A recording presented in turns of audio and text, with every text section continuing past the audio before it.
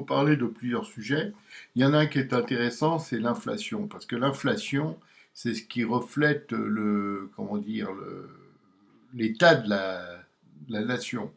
Alors, aujourd'hui, on nous annonce l'inflation à 5,22%. C'est global, hein, c'est pour tout. Sauf ce qu'on oublie de vous dire, mais qui est la réalité, c'est que l'inflation des produits alimentaires est à plus de 12% en un an. C'est énorme. C'est du jamais vu. Vous pouvez vérifier, c'est jamais vu. Hein.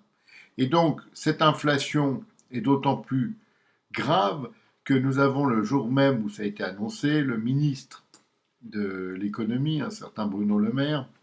Vous savez, c'est un gars, j'avais dit de lui, c'est un joueur de flûte qui s'est mis au pipeau. Ça me semble pas mal pour lui. Donc cette inflation, lui, il dit tout va bien, on va mettre le livret A de caisse d'épargne avec une rentabilité de 3%. Tout le monde est content puisque lui, il était très souriant et tout. Le jour même, donc, on annonçait que l'inflation battait tous les records. Or, il n'y a pas besoin d'avoir fait Polytechnique pour se comprendre que si d'un côté, je vous donne 3% sur 100, et de l'autre côté, je vous en prends au moins 5, vous voyez que vous avez perdu quand même. Hein. Et attendez, parce que n'oubliez pas que l'inflation qui nous concerne le plus, ce sont les produits alimentaires qui, eux, ont augmenté de plus de 12%. C'est global. Hein, vous en avez qu'augmenté moins, plus, etc. Donc voilà. Alors, dans ce magma, on a maintenant l'autre problème, le problème numéro 1 actuel, c'est-à-dire la réforme soi-disant des retraites. Qu'en est-il? Parce qu'il faut en parler, il faut arrêter de nous prendre pour des cons, ça c'est quand même usant à la fin, c'est très fatigant. Alors, avant, c'est-à-dire pour ceux qui devaient prendre leur retraite maintenant, puisque là c'est pour 2027, il fallait 63 ans et 5 mois pour aller en retraite, soit l'équivalent d'un nombre de trimestres de 168 trimestres. Je bafouille parce que c'est tellement énervant. Et aujourd'hui, que nous propose l'illusionniste, Mandrake Macron magicien? Eh ben, il nous propose, en 2027, d'avoir une retraite après 63 ans et 11 mois, c'est-à-dire ça fait 2 trimestres en plus, c'est-à-dire qu'on passe de 168 trimestres à 170. Et est-ce que cela justifie de bloquer toute la France pendant quelques semaines? Voilà, c'est tout ce qu'il faut se poser comme question. D'un côté, il y a une fausse réforme, et de l'autre, il y a des manifestations qui se préparent, qui vont se faire, et qui auront lieu, et qui vont bloquer la France, qui est déjà économiquement très, très bas. Parce qu'il faut savoir qu'avec tout ce qu'on a comme dette, tout ce qu'on a comme problème, l'État, c'est-à-dire nous, hein, les contribuables, l'État est en faillite. Parce qu'un jour ou l'autre, ça va être obligé d'être dit, ça.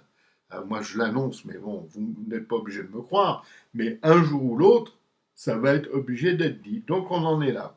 Alors, pendant ce temps, en même temps, nous avons LR, vous savez, LR, les Républicains, en état comateux, qui n'écoutent plus leurs électeurs depuis bien longtemps, qui nous voient entre les deux rives, c'est-à-dire la gauche, centre-gauche et la droite, centre-droit. Et LR n'a rien compris à la politique, visiblement, puisqu'il continue de soutenir Macron. Et comme l'avait dit Pasqua un jour à Chirac, il faut s'allier au Front National. À l'époque, c'était le Front National, maintenant c'est le Rassemblement National. Sinon, il nous bouffera. Bon, ben, ça y est, hein. C'est en cours. Maintenant, on est en plein dans cette chose. Il y a beaucoup de soleil, excusez-moi. Alors, bon, les porteurs de cercueils pour l'histoire s'appelleront donc Fillon, Pécresse, Raffarin, Copé, Ciotti, Estrosi, Juppé, j'en ai oublié certainement. Et tous ces gens-là sont des notables de province. Vous savez, les notables qui aiment bien assister à des fêtes, à des réceptions, à des soirées entre eux, quoi. Il faut être coopté, il faut avoir le carton d'invitation. Mais la France, tous ces gens-là, que ce soit donc de la gauche extrême jusqu'à le centre droit, la France, ils en ont rien à secouer. C'est ça le problème. Cherchez pas ailleurs, il est là le problème. Ils en ont rien à faire de la France. Pour eux, la France, c'est une entité. Eux, ce qui compte, c'est leur petite prébande. Et c'est pour ça que nous subissons toujours ce système qu'on a vu avec le Covid. Regardez avec le Covid. Je l'avais dénoncé, j'avais écrit un article là-dessus. J'avais dit que faire des confinements, c'était hérétique. Et aujourd'hui, on en a la preuve. Je vous donne un chiffre, tiens, comme ça, pour histoire de donner un chiffre. Le cinéma français en 2022 a fait moitié moins de recettes que les plus mauvaises années de la décennie passée. Pourquoi? Parce que les confinements ont tout tué. Les restaurants, les cinémas, les théâtres, enfin tout.